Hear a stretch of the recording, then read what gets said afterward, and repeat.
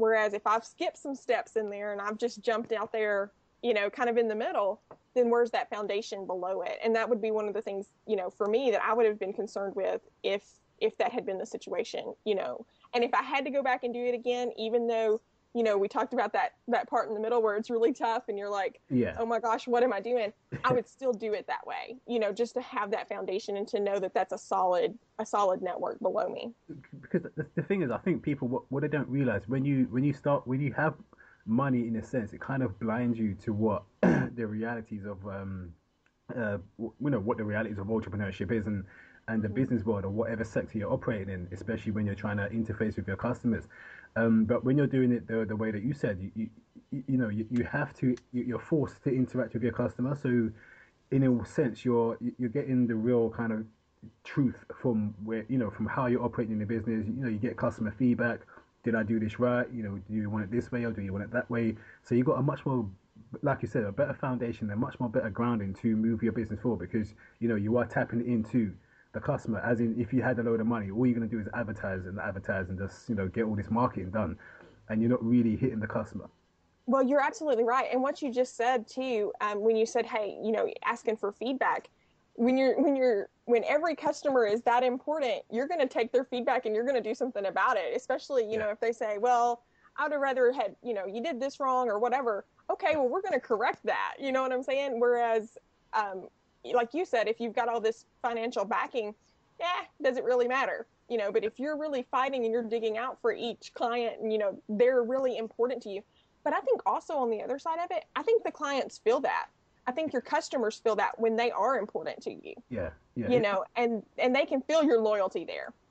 I mean that, and that's I mean in a way that's what most people, you know, in today's world, the way because I just have this theory in my mind that the amount of influx of information that's out there, it has made people unconsciously more intelligent and more aware of what how to deal with people. So they're looking for more of something which is genuine rather than having something pushed down their throat.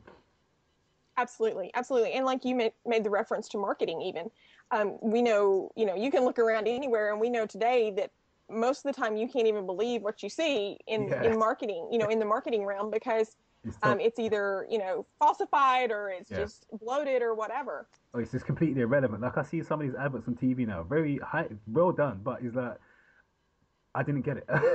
It's like Right. some random act or something, and then they come up with this product at the end. They're like, oh, that's what it was about. It's just Yep. complete, and the thing because you can do that because you got the money, but if you didn't, there's no way you could do that. Sure, sure. Well, absolutely. And I love to I follow Seth Godin, and read his books and all of this. And one of the things that I love that he talked about, yeah, back in the, back when TV was first being invented and they were first starting, the idea of commercials and all of this, Mm, they would come up with a commercial first and then assign it to a product because right, if they could make a commercial for it, they could sell it. But right. it's not like that anymore, and having that big marketing budget, I don't think that's as I don't think that's something that's as relevant to an entrepreneur as it used to be because, like you said, I think now they're looking for something that's sincere, and customers and clients are looking for somebody that will, I think, pay attention to them, Yeah, first of all, and actually be concerned, in wanting to keep their business. And, that's something that we see a lot, with big industry and with larger corporations. Even if you have to call customer service, they really don't seem to care if they actually retain your business or all at oh, all. You that's know, same over here. Believe me, sometimes it can be. You wonder if if they hate your guts or something. So are we the yes. kind of service? I don't. I don't want to kill anybody. Well, you used to could threaten to leave, and say, I'm going to go somewhere else. Yeah, But now they say, yeah. okay. They're like, oh, well, whatever. I'm like, oh, okay, sure, fine. Yeah. Yeah. So with this I'm still following the theme. That so now I'm this worker. I'm now self-employed and I'm doing things slightly right, and I'm not taking on too much debt. What next steps do I take to get a good viable income so I can replace my job, so to speak? Right. Well, I think one thing, there is going to be there's going to be an amount of time there where you are going to have to pretty much work both jobs, and it's kind of, for me, that period was about 18 months where I felt like I was about to absolutely just, pull into 1,000 different pieces and rip apart. Wow. But because Yeah. you do have to kind of make that on one side, you've got to still keep that full-time job to keep that security there. But on the other side, the company and what you're building and what you're working toward is getting to the place where it's almost a full-time job in terms of the work related, but Yeah. it may still not be there in terms of the income coming in. And Right. so Uh, that's where your balance is, you know. And we hear the phrase weekend entrepreneur and night entrepreneur, you know. And for me, it was a all around the clock entrepreneur, you know. 24 hour Um, entrepreneur. exactly. And so, I mean, that's where that phase comes in. But you know, again, I think for each person, there's going to be a different actual finish line there where you say, okay, I'm now confident that I can jump out here and do that. But at any point, you know, wherever that line is, it's still going to be a leap of faith to a certain degree. And you know, for me, I saw when I did finally take that leap and became fully immersed in the company full time, and actually my business partner did it first. He left his full-time job a year before I did, and so we saw how that worked out, you know. Yeah. Okay, that's still going good, we're able to pay him, we're doing okay. And so then I followed a year later. Right. And so when we did make that transition though to where we were fully immersed in it, that's when we also saw, you know, I thought at that point I'd get to stop working 18-hour days, you know, and get to pull back a little bit, but Mm. it actually just continued to increase. And so the company just continued to build momentum. And that was, I think momentum is the word there, because it did kind of latch onto that. We Yeah. were able to talk to more clients quicker and get things pulled in and out. But was it overwhelming? I mean, you said the workload didn't exactly drop. In fact, it increased. Did you feel somehow like you know, why isn't this utopia? Why haven't I come out of the job and I'm now my own boss? You know, shouting at someone else, or not shouting, but you know, dealing with someone, someone Sure. else to do this stuff. But now you're still doing the whole work yourself, and you know, dealing with clients and stuff. I mean, how do Right. you feel about that? Well, you know, there are absolutely days, and you know, I'm not gonna lie, there are still days where you just look at your to-do list and you're like, okay, what was I thinking? Why did I even want to do this? You know, and I think that that's something that we all go through, because you know it's glamorous and it's exciting, and I'm so glad that I'm my own boss. Mm, But at the same time, it's a lot of work, you yeah, know. And I think that I think again that's where a lot of entrepreneurs drop off. They drop off and they start, you know, falling behind when they realize that it is just going to be work. It's, you know, no matter how you code it and no matter how you put the wrappings on it. But you know, for me, one of the things that really I've always kind of been motivated by things getting accomplished. yeah, So for me, when I'm coming in and I say, okay, well, I've got, you know, I can't even see the end of my list. One of yeah. the things that I will do, you know, just to keep myself encouraged, so to speak. But one of the things that I'll do is, you know, I just get in there and I start trying to accomplish the smallest task, because if I can accomplish something, then I can start to feel better about it. And It, so I just kind yeah. of, you know, try to build my momentum that way. That's quite smart. I mean, I'm kind of in the middle. I always go for the kind of middle tasks and then tackle the small tasks and then go for the big ones later. And I shouldn't use. Yeah. I should tackle the big tasks and go the other way. But I'm always kind of thinking, let me just leave that until later. Um, so I mean, you're right, because I know a lot of people they've just said that they just suffered from burnout. They thought Right. they had this idea in their head that when they started their own company, for some odd reason they'll be, you know, sitting at home, you know, on their laptop and just, you know, barking orders to people and stuff. And Sure. I said to them, you may not have that yet unless you know, you build an infrastructure and have processes in place where you can do that, and that in itself takes work as well. It's just being an entrepreneur doesn't mean you're away from work. It means you still have to do the work. In that's what Exactly. I say. Mm, Well, and I think that that's true, you know, even after you get to the place where it's not even just you or your business partner anymore, and like we're in the position now where we've got staff.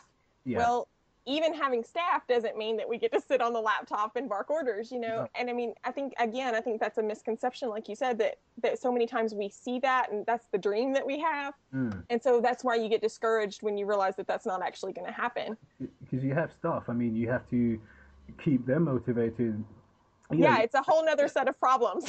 well, exactly. They got their issues and this and that, and you have to make sure that you know salaries met. It's a completely different ballgame, especially when you start employing people, and that I want to speak to that because that's what I tell people because they get frustrated and they're self-employed and they try and stay there. And I'm Mhm. saying that's the reason why you're probably very tired and you feel you're overworked because you are doing this by yourself. Why Sure. not take on somebody else? And that is like the most no. That's like, well, I don't know what I'll do. I'll say, well, try one or two and, see how it goes. and Right, right. mm, Well, and one of the things that I would say, on that, and it's something, I mean, I understand the fear there because, for one thing, when you're an entrepreneur, this company, it's like your child, okay? And so it is, I mean, it's like right there, it's always on the top of your mind. You are dedicated to it 100%. Well, yeah, unfortunately, when you bring staff on, it's a job to them. It's yeah. not their child, it's not their baby. And so they're not going to be as dedicated as you are necessarily. And Hmm. so I think that's something that we have to prepare ourselves for. But I think at the same time, as an entrepreneur, as somebody that's owning a business and trying to take that next step and actually grow it and bring in people to help them, one of the things that I would say is don't be afraid to go through them. And what I mean by that is if they're not working out, if they don't have the dedication, Mm. let them go and find somebody else, and don't be afraid to do that. And I've even seen times, over the past few years as we've been working with staff and we've got a wonderful staff right now, but at the same time, they still kind of come and go, and as their priorities change and as these kind of things change, but don't be afraid to let somebody move on or to have somebody move on. Somebody else will come along, and I think that that's one of the things that as an entrepreneur we kind of get afraid of. Well, they're not really doing a good job, but if I let them go, will I find somebody else to replace them? Yeah, and there's a thing as well where, oh, well, I'm now going to deprive them of finance, and really Sure. that's not your problem because if they signed up to work somewhere, so therefore they have to bring something to the table. That's what they showed you their CV and all the rest of it. You sat down and had the interview, um, and they had to take some of that responsibility as well. And the buck doesn't always stop with you; it has to stop with the employee at the same time. Absolutely. That's what it is tough. It is always sad to say to someone, sorry mate, I've got to let you go because of X, Y, Z, and it is not a good day. Right. But it's if you want to survive, and you have to get the right people. Right. You have to get the right people. And something else that I tell entrepreneurs, and we're in an interesting industry because we actually, being a small business ourselves, but we also work and support small businesses because of the web development and that kind of stuff that we do. So we kind of get to also, teach them along the ways as well.